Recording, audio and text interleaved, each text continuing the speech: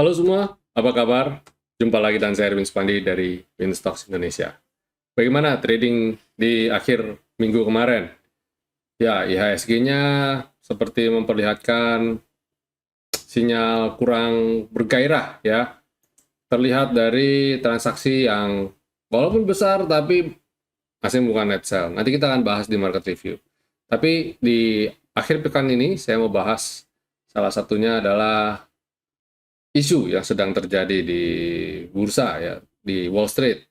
Jadi ada kekhawatiran nih dari para analis ya, bahwa kalau sampai terjadi ini, kita ngomong worst case scenario ya, kemungkinan ya Wall Street akan jatuh sama seperti ketika tahun 2000-2008. Ada kekhawatiran terjadi resesi besar ya. Jadi padahal ada beberapa katalis positif yang dirasa cukup positif, tapi membuat market seperti itu. Ya, namanya orang boleh aja berasumsi ya. Baru merah satu hari kok udah berpikiran begitu. Kenapa saya bilang baru merah satu hari? Coba kita lihat chartnya deh. Nah, ini kan monthly-nya bagus banget ya. Kalau kita lihat ya, monthly-nya bagus banget. Dan daily-nya, nah ini, baru merah. Dan saya lihat kalau kayak begini, sebenarnya pada dasarnya trennya masih akan bagus ya. Kita nggak usah berandai-andai deh. Jadi, kalau lihat kayak gini, hampir dipastikan banyak orang bilang, oh ini bakal bakal masih bisa berlanjut. Dengan catatan, ya, dia harus bisa naik lagi di atas ini. Jadi ada resisten yang harus dilewati nih, gitu ya. Nah ini resisten yang harus dilewati. Nah, ini kira-kira aja ya. Saya jarang ngukur yang beginian. Kenapa? Karena kalau yang beginian itu sifatnya relatif, tidak terbukti, tidak teruji eh, akan sampai ke sana atau enggak. Probabilitasnya berapa persen? Ya nggak ada yang tahu. Namanya juga kualitatif. Ini suka-suka tangan saya aja yang narik. Kalau tangan saya lagi pegel, nariknya tebel. Kalau tangan apa tipis. Kalau tangan saya kuat, nariknya tebel. Nggak bisa kita ukur ini. Kalau bilang ini suatu yang bisa, oh ini pasti ke sini, ya nggak ada. Itu itu misleading lah, kayak gitu. Dan kembali lagi, ya, kalau lihat Mali, jadi kenapa mereka mereka bilang ini kemungkinan bisa mirip-mirip sama tahun 2000 dan 2008. Nah, 2000 tuh kondisi seperti ini, ya sama kan sideways juga, ya lagi sideways. Terus 2008 ini sideways sebentar. Jadi mereka bilang hati-hati, ini kayak gini nih, naik nggak jadi, pullback terus rebound terus ketahan, hati-hati, dia bisa aja turun dalam. Nah, kalau turun dalam, apa yang menghantui? Ya, ada beberapa hal sentimen yaitu inflasi ya, inflasi tidak kunjung reda. Ini yang membuat para analis merasa, oh kayaknya kita bakal terancam resesi. Jadi inflasi yang tidak kunjung reda masih cukup tinggi, relatif tinggi ya.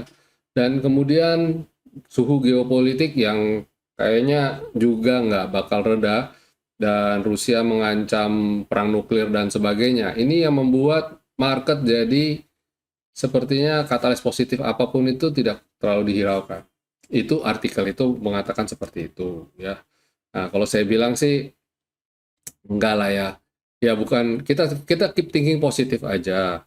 Selama market masih masih menunjukkan tren yang baik ya, mungkin dia masih, kita harap, kita pikir, jadi gini, di tengah kondisi kayak gini kita mikirnya pendek-pendek aja dulu ya, jangan mikir nanti berapa tahun atau berapa bulan gitu ya.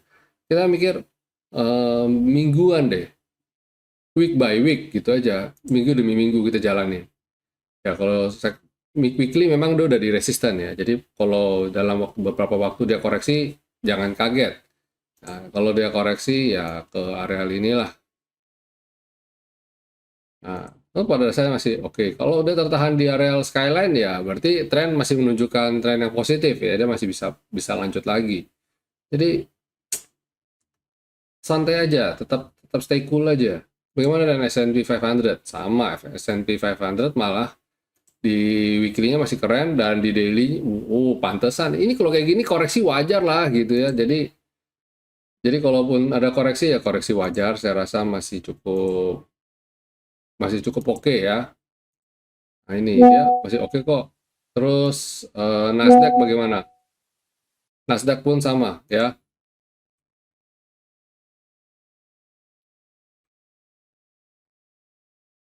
Nasdaq masih dalam tren naik yang bagus ya.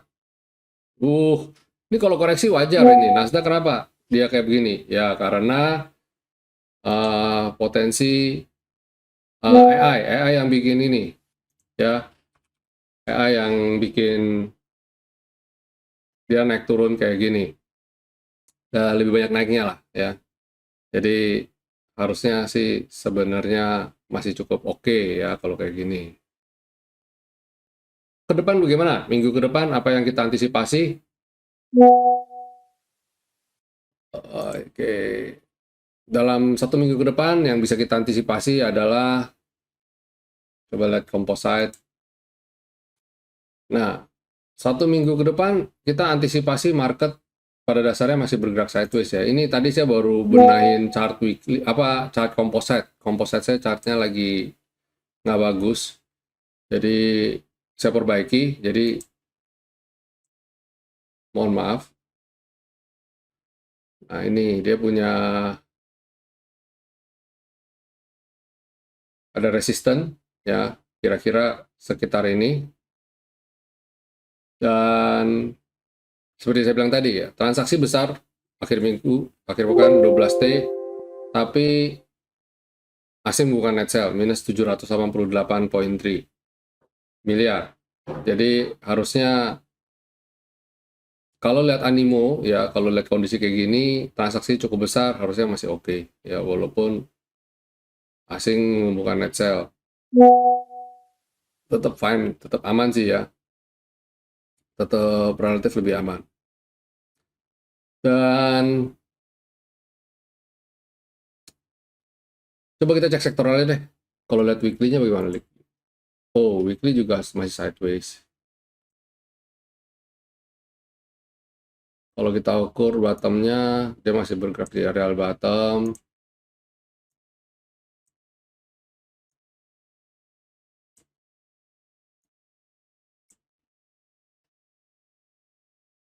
Beberapa kali ketahan areal ini, ya. Support. Dan resistannya ke berapa nih, kalau dia bisa naik? Resisten saat ini kita coba ukur support dan resisten di areal ini. Nah ini areal resistennya. Jadi kalau kita lihat plot di daily, kira-kira 6875, 6775 ini masih jadi resistennya nih.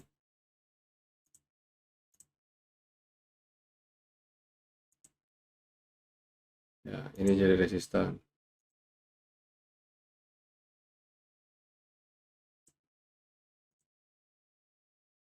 Ya, ini jadi resistennya nih. 3 ini. IHSG. Pertama ke 6775 dulu deh. Terus bagaimana dengan sektoral? ADX Basic. Ya, Basic masih bergerak di bottom. Pelan-pelan mau rebound. Ini malah udah terbentuk pola double bottom. Kalau bisa breakout, cakep nih. Ya. Ini kalau bisa breakout areal ini sih not bad ya. Kalau bisa breakout areal ini, nice. Sektor basic boleh diamati ya, minggu depan masih bisa diamati. Terus habis itu ada consumer cyclicals. Ini juga walaupun dia koreksi tapi tertahan di level selendang, level support. Harapan saya dia bisa segera mantul lagi, membal lagi. Kira-kira kalau dia turun maksimum ke areal ini deh. Ini areal yang tadinya top box, sekarang jadi areal supportnya ya. Terus habis itu ada sektor energi. Oh, walaupun dia naik, koreksi ini PTBA sih yang bikin ini kayaknya nih, kelihatan banget di PTBA.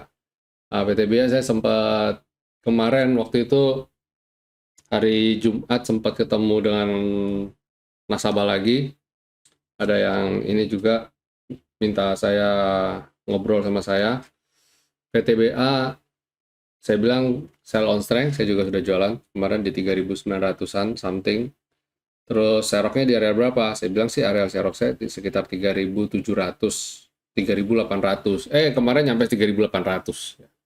Jadi ya kita kita siap-siap aja gitu, saya bilang. Siap-siap. Ini 3.600 dan 3.700, 3.800 ini dari area ini. Ini 3.640 dan ini 3.700 ya, 3.800-an areal V-line ya. Jadi ini areal support. Jadi kalau dia swing ke areal ini saya buy back ya, buy on weakness untuk tunggu dia rebound lagi saya beli lagi. Enak banget trading PTBA. Saya rekomendasi PTBA udah lama loh. Bahkan sebelum dia pembukaan itu saya kemarin udah kasih tahu juga loh. Ketika di mana? Di market video, di video ulasan ya. Saya sudah mention PTBA akan RPS tanggal 15 gitu ya.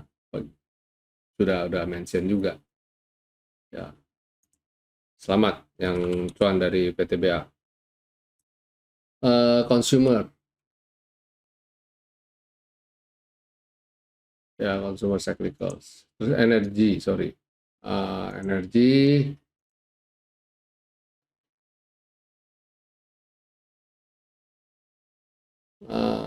Energi ini ya. Finance. Ya, finance turun, tapi ketahan skyline, selendang. Ya, harapan saya dia bisa segera rebound lagi. Ya. Healthcare juga sama, ketahan support ya, skyline dan selendang. Industri slow but sure mulai naik, pelan-pelan mulai naik ya. Infrastruktur cakep ya, infrastruktur dia posisi dalam tren naik, tapi dia ketahan level support nih, selendang. Dia masih, pada dasarnya dia masih naik kan, ini dalam tren naik. Sorry. Ini kan dia dalam tren naik nih. Ya. Nah, dia dalam tren naik. Harusnya dia swing dulu ke area ini, terus dia bisa rebound lagi. Ya, moga-moga selendang bisa ngikutin. Consumer non-cyclicals, cakep nih ya, ketahan juga di support. Moga-moga bisa segera rebound. Properti, ini juga sama nih. Koreksi, moga-moga ketahan support, dia bisa rebound juga. Tekno, Tekno, nice. Breakout apa nih? Oh, salah satu emiten Tekno ada kita rekomendasikan ya buat besok Senin. Terus transportasi, moga-moga juga bisa segera rebound. Kalaupun swing ya swingnya terbatas lah ya, swing terbatas. Oh, nggak terbatas, terus turunnya lumayan dalam nih. Ya 3%-an lah, sekitar 3%-an. Moga-moga nggak sampai stop loss tuh dari rebound lagi. Ya, itu. Jadi kalau lihat gelagatnya sih sudah banyak yang disupport. Harusnya ini bisa rebound lagi. Dia bisa membentuk pola rebound lagi gini. Ya, harusnya. Nih kayak gini nih. Jadi polanya kayak gini. Nah, ini. Harusnya membentuk pola gini nih, ya. Jadi semoga ya sesuai. Ya, itu market review kita, dan sebelum masuk ke rekomendasi saya mau ngulas sedikit saham. Kemarin itu kan kita udah ya setidaknya yang tanggal 15 lah ya, kita tanggal 15. Jadi kemarin tanggal 15 saya ada rekomendasikan SMGR. Kemarin SMGR masih aman ya. Malah kesempatan untuk buy on weakness ya. Jadi ini kesempatan nih. As long as dia masih ada di area ini, masih aman untuk beli ya. 6.000-an kayak ketahan tuh. Silakan tambah porsi atau baru mulai mau beli, malah oke. Beli bertahap, breakout 6.125, tambah beli lagi. Terus habis itu Unilever juga sama, ini ketemu support ya. Moga-moga ini jadi support dia, bisa bertahan di support ini.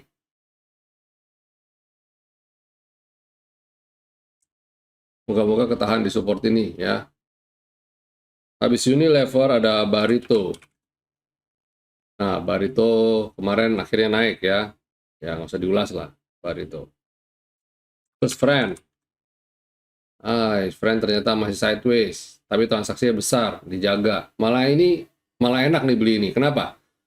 Dia udah di level 60, 59, itu udah, dia nggak mungkin ke 50 lah. Kalau 50, beli lagi. Ini perusahaan yang punya orang gede ya, sinar emas. Duitnya nggak ada serinya. Sebenarnya kalau di daerah ini malah enak nih kalau beli beginian. Kayak Bumi lah zaman dulu ya. Friend bahkan nggak pernah sampai 50. Jadi kalau udah sampai dekat 50, udah pada orang spekulasi buy. Gitu. Enak cari duit di Friend nih. Terus habis itu terakhir, last but not least, Telkom. Ini juga sama. Kalau lihat chartnya infrastruktur, kan dia bagus tuh. Harusnya ini juga ada di area support nih, harusnya nih. Nah ini. Jadi spekulatif buy, terlebih jika kena area ini nih, 39 ini. 3930 ya, spekulatif buy. Moga-moga bisa mantul. Kalau jebol ya kita cut loss. Tapi kan intinya cut loss-nya nggak terlalu dalam. Maksudnya ya turun, mau cut loss ya nggak apa-apa. Kan kita tahu dia pasti turun lagi. Kalau lihat weekly-nya, ya harusnya sih dia ketahan kan, dia beberapa kali ke sini. Kalau dia jebol ya udah tunggu lagi di bawah sini di 3750. Enak banget sebenarnya. Telkom tuh sebenarnya enak sekali trading Telkom. Gampang ketebak, apalagi ini saham yang relatif aman. Saya kemarin sempat ada ketemu dengan nasabah ya, fokus trading pakai margin. Mungkin kapan-kapan saya bisa cerita lah. Bagaimana cara trading pakai margin, dan margin itu kadang bisa jadi teman untuk kita. Dan spekulasi untuk belanja besar. Dan Telkom ini adalah salah satu saham yang mereka suka pakai untuk belanja. Mereka sekali belanja gede, bisa sampai 50 bio, ya ngeri kan. Nah, jadi saham-saham perusahaan ini ya bisa mereka belanjain. Kalau yang kecil-kecil mana bisa mereka belanjain gitu ya. Ini puluhan bio, tambahin puluhan bio gitu. Nah, Telkom ini menarik, bisa kasih cuan. Bayangin kalau beli di sini puluhan bio sampai di sini udah berapa? Nih, 15%. Kalau 50 bio, 15%-nya berapa? 10%-nya aja udah 5 bio. 15 berarti 7,5 miliar. Wow. 50 bio, iya, 7,5 miliar. Ngeri juga ya. Telkom tuh. Dari Telkom doang. Sabar aja. Sabar. Mereka beli, sabar. Lihat momentum. Ya. Nggak tiap hari trading, tapi begitu trading, boom, langsung.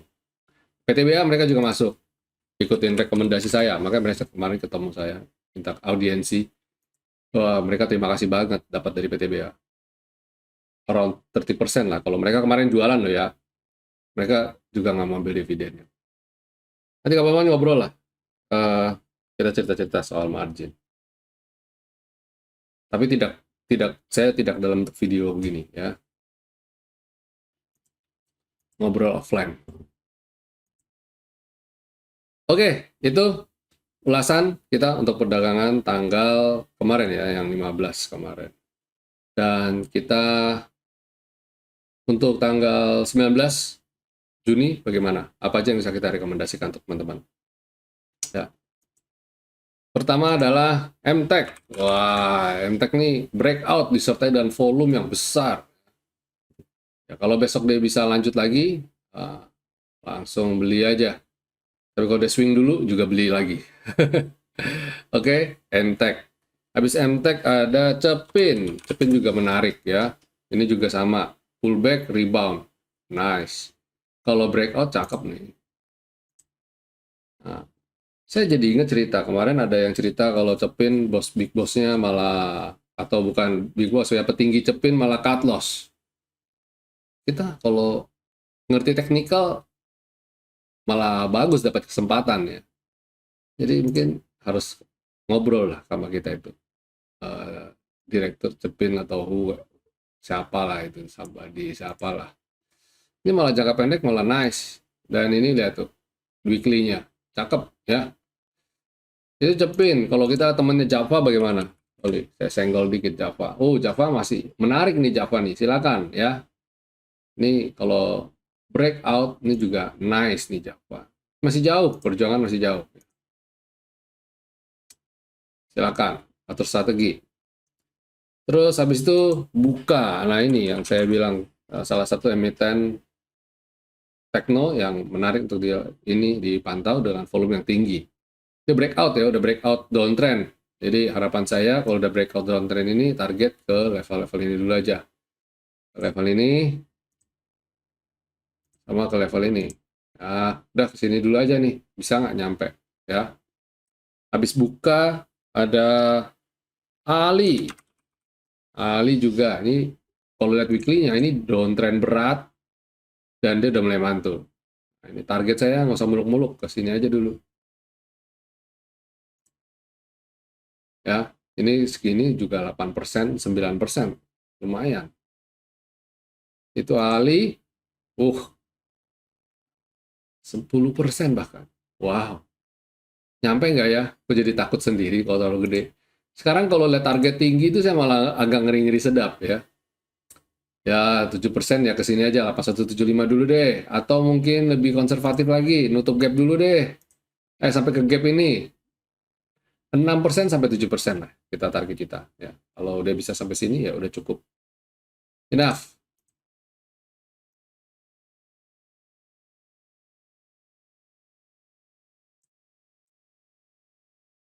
Last but not least adalah Hill. Nah, ini oke banget ya, chartnya rapi sekali nih, gila. Ini sih chartnya rapi lah. Ini kalau dia mau bikin begini, dia nggak ketemu support. Tapi kalau gini, ya gini, makanya kenapa saya suka. Kadang kita gambar technical analisa itu kualitatif banget gitu loh. Nggak bisa kita jadiin patokan. Ya kadang-kadang siapa yang gambar dulu. Kalau saya yang gambar, orang masih bisa oke lah. Tapi kalau saya aja nggak percaya diri lihat gambaran garis tangan orang. Walaupun garis tangan orang ini adalah analis teknikal, saya aja nggak percaya. Lucu kan? Ya, saya lebih percaya yang ini, hitungan yang saya sudah buat sendiri gitu. Kayak gini, ini kan selendang nih, yang garis kuning. Ya, dan ini cloud sudah kecipta. Jadi kalau breakout top box, volumenya bagus, ya udah naik terus.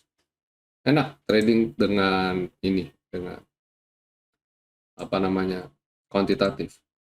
Terus cuan, terakhir cuan. Woi, lihat tuh. Garis lendang, rapi banget kan? Dia benar-benar jalan di garis lendang. Bayangin ya. Ini nice. Semoga berlanjut ya, dan semoga breakout. Ini kalau breakout ini, jangan sampai ketinggalan ya. Boarding call. Oke, teman-teman, itu dulu dari saya di akhir pekan ini. Wah, kasih bocoran banyak nih.